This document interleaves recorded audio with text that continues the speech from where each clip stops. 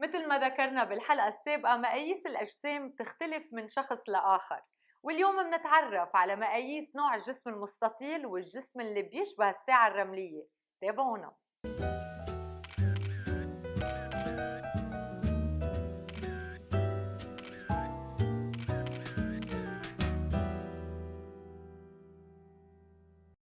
بالحلقة الماضية من هالسلسلة تعرفنا على مقاييس الجسم المثلث ومقاييس الجسم المعروف بالمثلث المقلوب، واستعرضنا نموذج من عارضات وممثلات عالميين تميزوا بهالمقاييس.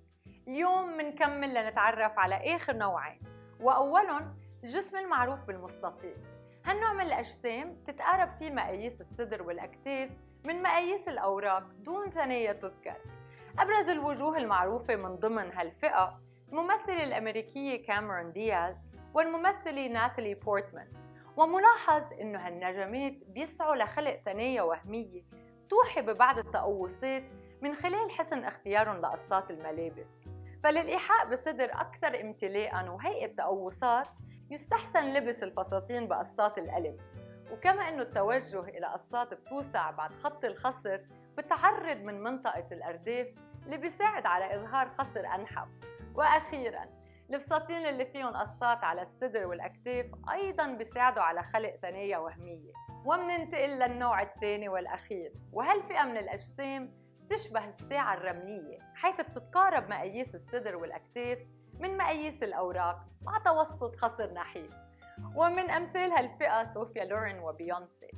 بهالحالة يستحسن إبراز الخصر دون الزيادة من امتلاء الصدر والأوراق بقصات معقدة، فممكن اللجوء للأحزمة العريضة للإضاءة على الخصر الرفيع، كما أنه التوجه إلى القصات الفي على الصدر مع خصر مخصوف بيساعد على الإيحاء بتناسق أكبر بالمقاييس. وأخيراً الابتعاد عن الفساتين المزخرفة واللجوء إلى الألوان الموحدة والألوان الداكنة بيبرزك بأحلى طلة. بعد هاللمحة حول آخر فئتين من فئات أشكال الأجسام، وإذا بقيتوا محتارين لأي فئة بتنتموا، فالتكنولوجيا الحديثة بتوفر العديد من التطبيقات لتحديد شكل الجسم من خلال احتساب مقاييسه. منشير لموقع calculate.net اللي بيحتوي من ضمن العديد من الحاسبات حاسبة البودي شيب. بيكفي إدخال مقاييس الخصر والأوراق بالخانات المطلوبة للتعرف بشكل تلقائي على الفئة اللي مننتمي لها. أيضاً نلفت نظركم لتطبيق Dress My Body Shape اللي بيساعد على معرفة أكثر الملابس والقصات المناسبة بحسب شكل الجسم لطلة دايماً متناسقة. بالنهاية كل امرأة جميلة بذاتها، وبيبقى السر بمدى إدراكها لجمالها ومعرفتها بكيفية تحويل نقاط الضعف لخصائص بتميزها عن غيرها.